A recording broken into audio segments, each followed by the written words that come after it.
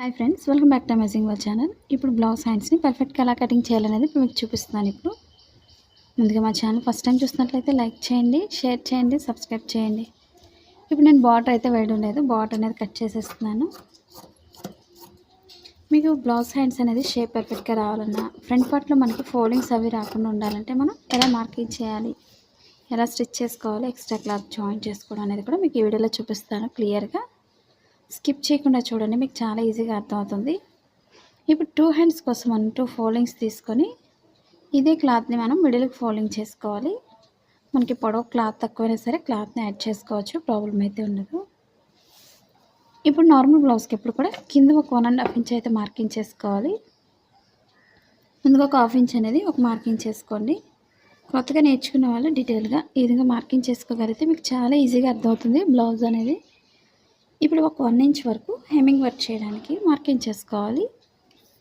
ఇప్పుడు ఈ మార్కింగ్ నుంచి హ్యాండ్ పొడవు తీసుకోవాలి. మీకు ఈ స్లీవ్ డిజైన్ కావాలి అనుకున్నట్లయితే కొత్తగా చూసేవాళ్ళు లాస్ట్ వీడియోస్లో ఉంది, ఒకసారి చూడండి. బ్లౌజ్ స్టిచ్చింగ్ కూడా నెక్ డిజైన్ ఉంది. అలాగే ఇప్పుడు హ్యాండ్ పొడవు నుంచి ఈ మార్కింగ్ పై నుంచి పొడవు మార్కింగ్ చేసుకోవాలి. అలాగే ఖర్చు కోసం 1 ఇంచ్ ఎక్స్ట్రా తీసుకోండి. అలాగే హ్యాండ్ లూజ్ తీసుకోవాలి.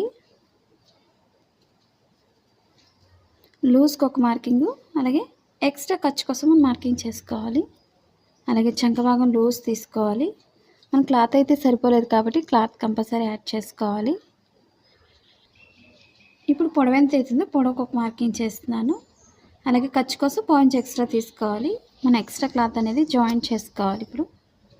ఇప్పుడు షోల్డర్ దగ్గర 1.5 ఇంచ్ వరకు స్ట్రైట్ తీసుకోవాలి. అక్కడి నుంచి మనం లోతు తీసుకుంటూ చంక భాగానికి ఈ మార్కింగ్కి డ్రా చేసుకోవాలి. ఇప్పుడు కరెక్ట్గా ఈ విధంగా చూసుకుంటూ డ్రా చేసుకోండి. మనకి లూజ్ని బట్టి ఒక మార్కింగ్ చేసుకోవాలి. ఇప్పుడు మనకి షేప్ అనేది ఈ విధంగా రావాలి హ్యాండ్స్కి ఎప్పుడు కూడా, నేను మీకు ఇప్పుడు చూపించిన విధంగా.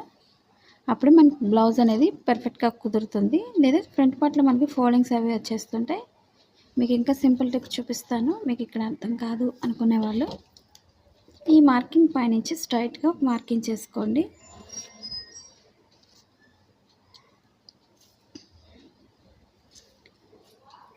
ఇప్పుడు పైనుంచి మనం మార్కింగ్ చేసుకోవాలి. ఒక 3 ఇంచెస్ తీసుకోవచ్చు ఇక్కడికి, లేదా 2.5 ఇంచ్కి ఒక మార్కింగ్ అయినా చేసుకోవచ్చు. ఆ విధంగా మార్కింగ్ చేసుకున్నట్లయితే మనకి షేప్ అనేది చాలా పర్ఫెక్ట్గా వస్తుంది, ఫోల్డింగ్స్ అవి రాకుండా. ఇప్పుడు చుట్టూరు కూడా కట్ చేసుకోవాలి.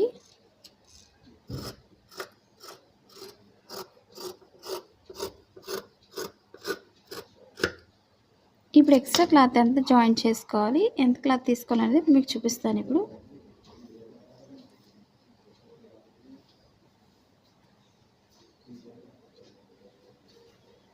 ఇప్పుడు కరెక్ట్గా లూజ్ ఒకసారి ఈ విధంగా మీకు చూపిస్తున్నాను.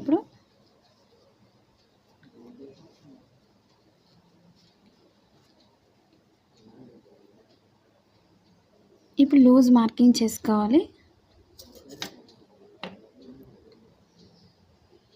ఇప్పుడు ఇక్కడి నుంచి మనం ఎక్స్ట్రా క్లాత్ అనేది ఒక 2.5 ఇంచ్ అనేది ఎక్స్ట్రా మార్కింగ్ చేసుకొని క్రాస్గా తీసుకోవాలి మెజర్మెంట్ని. ఇప్పుడు మనం చుట్టూరు కూడా కట్ చేసుకోవాలి.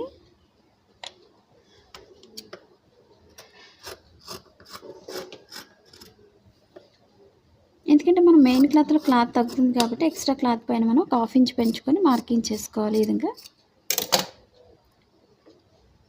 ఇవి 2 హ్యాండ్స్కి కాబట్టి మిడిల్లో కట్ చేస్తున్నాను. అలాగే పొడవు ఎంత అవుతుందో పొడవు మార్కింగ్ చేసిన దగ్గర కొంచెం కట్ చేసుకోవాలి.